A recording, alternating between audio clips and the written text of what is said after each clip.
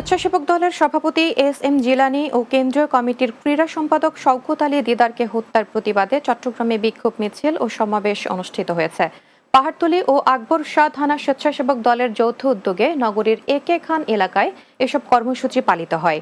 পাহাড়তলী থানা স্বেচ্ছাসেবক দলের আহ্বায়ক মোহাম্মদ আনিসুজ্জামান পাটোয়ারি টুটুলের সভাপতিত্বে এতে উপস্থিত ছিলেন নগর স্বেচ্ছাসেবক দলের যুগ্ম সম্পাদক জহিরুল হক টুটুল, স্বেচ্ছাসেবক দলের সহসভাপতি শহীদুল্লাহ বাহার ও সহসভাপতি মোহাম্মদ সিরাজুল্লাহ সহ অন্যরা।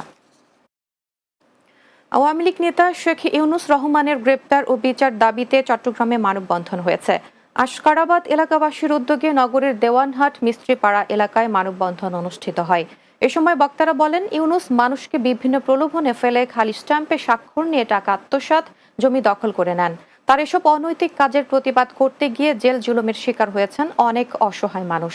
তার বিরুদ্ধে আইনানুগ ব্যবস্থা গ্রহণের দাবি জানান ভুক্তভোগীরা। এ সময় ভুক্তভোগী মোহাম্মদ ইকবাল, তকির আহমদ, মোহাম্মদ ইউনুস ও মোহাম্মদ মুরাদ সহ অন্যরা উপস্থিত ছিলেন। জমিয়তে আশিকানে মাইজ ভান্ডারির ব্যবস্থাপনায় যশনে জুলুসে ঈদে মিলাদুন্নবী সাল্লাল্লাহু আলাইহি সাল্লাম র্যালি অনুষ্ঠিত হয়েছে। রাজধানীর উত্তরা হাউস বিল্ডিং মোড় থেকে শুরু হয়। পরে র্যালিটি ঢাকা ময়মনসিংহ হাইওয়ে হয়ে টঙ্গী পাইলট স্কুল ময়দানে এসে শেষ হয়। র্যালিতে হাজারো নবীপ্রেমী সুন্নি জনতা অংশ নেন। র্যালি পরবর্তীতে ওয়াজ, মিলাদ, মোনাজাত ও তবারুক বিতরণের মাধ্যমে অনুষ্ঠান শেষ হয়।